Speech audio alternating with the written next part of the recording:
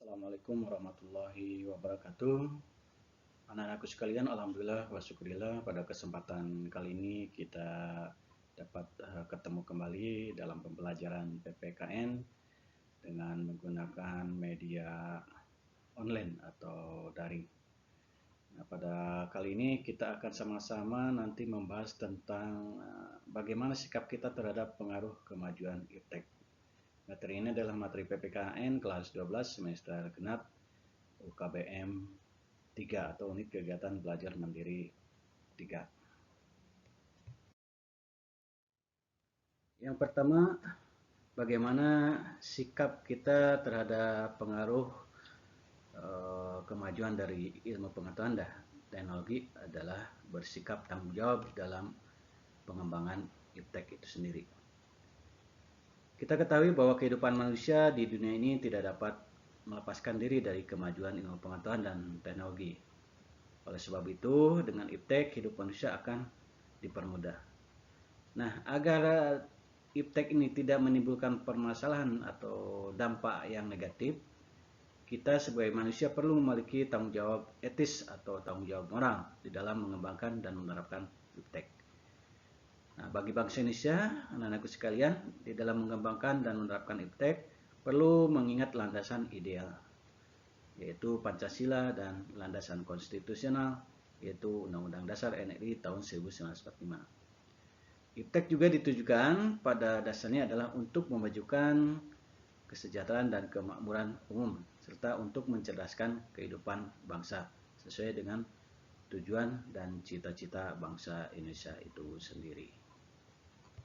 Berikutnya, anak-anakku sekalian, sikap kita adalah harus selektif terhadap pengaruh kemajuan iptek itu sendiri. Jadi ya, tadi yang pertama harus bertanggung jawab, yang kedua sikap kita adalah harus selektif. Ada 3 alternatif sikap yang bisa diambil oleh bangsa kita dalam menghadapi kemajuan iptek. 1. Menolak dengan tegas semua pengaruh kemajuan iptek dalam semua aspek kehidupan. 2. Menerima sepenuhnya dengan pengaruh menerima sepenuhnya pengaruh tersebut tanpa disaring terlebih dahulu. Dan ketiga, bersikap selektif terhadap pengaruh tersebut, yaitu kita mengambil hal-hal positif dari kemajuan iptek dan membuang hal-hal negatifnya.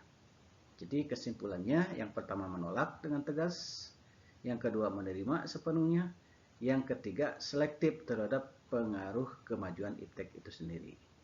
Nah, dari ketiga alternatif tersebut, tentunya sikap terbaik yang mesti kita ambil atau kita lakukan adalah sikap selektif. Nah, sikap selektif apa saja yang bisa kita lakukan sehubungan dengan pengaruh kemajuan iptek itu sendiri? Yang pertama adalah sikap selektif di bidang politik. Ada 4 hal yang selalu dikedepankan pada saat ini dalam bidang politik, yaitu demokratisasi, kebebasan, keterbukaan, dan hak asasi manusia.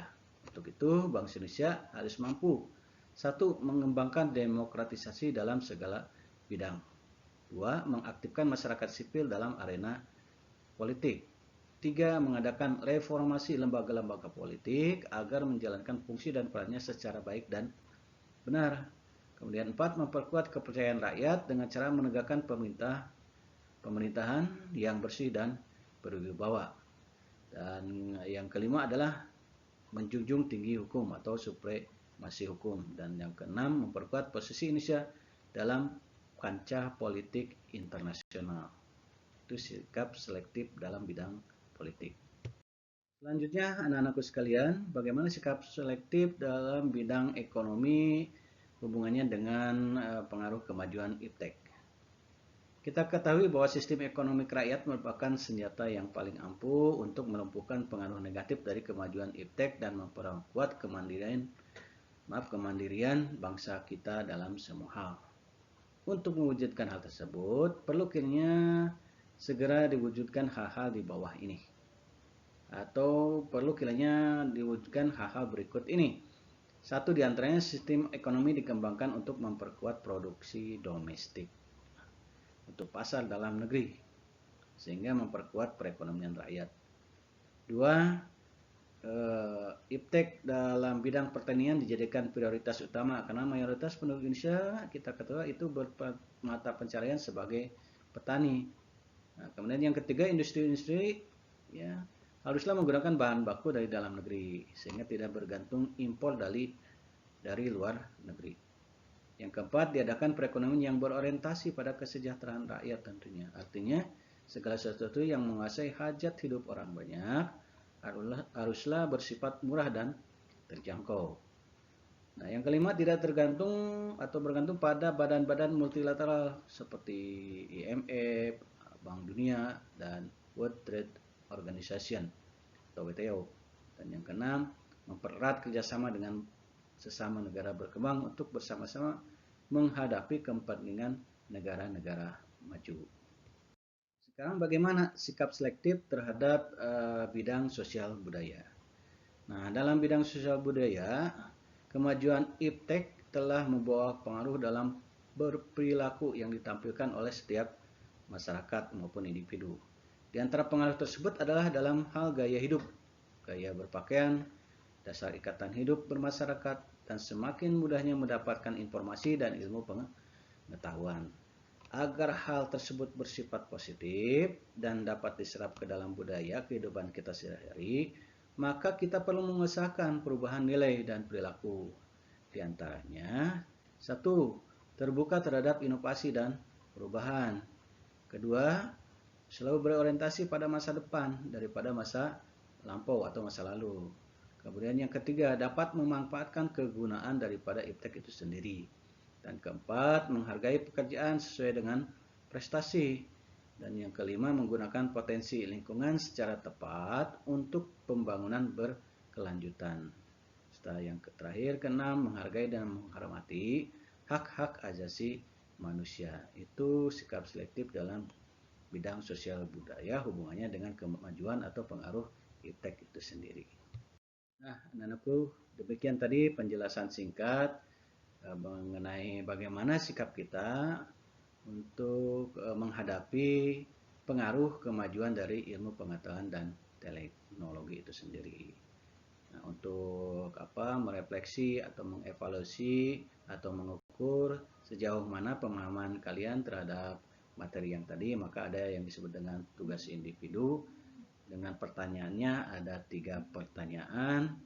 Yang pertama adalah dalam mengembangkan dan menerapkan iptek bagi bangsa Indonesia perlu mengingat landasan ideal dan konstitusional.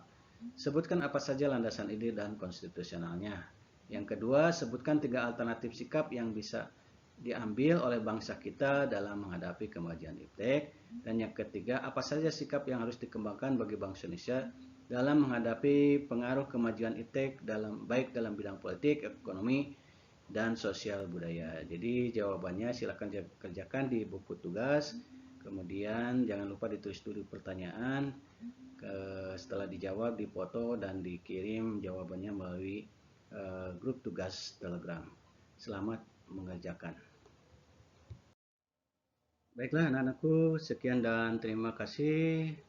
Semoga bermanfaat apa yang sudah Bapak jelaskan atau sampaikan buat kita semua. Dan mudah-mudahan kita senantiasa diberi kemudahan dan kelancaran dalam mengerjakan atau melakukan aktivitas. Akhir kata dari Papa, mohon maaf apabila ada yang kurang jelas dalam menyampaikan materi tersebut. Wabillahi taufiq walhidayah. Wassalamualaikum warahmatullahi wabarakatuh.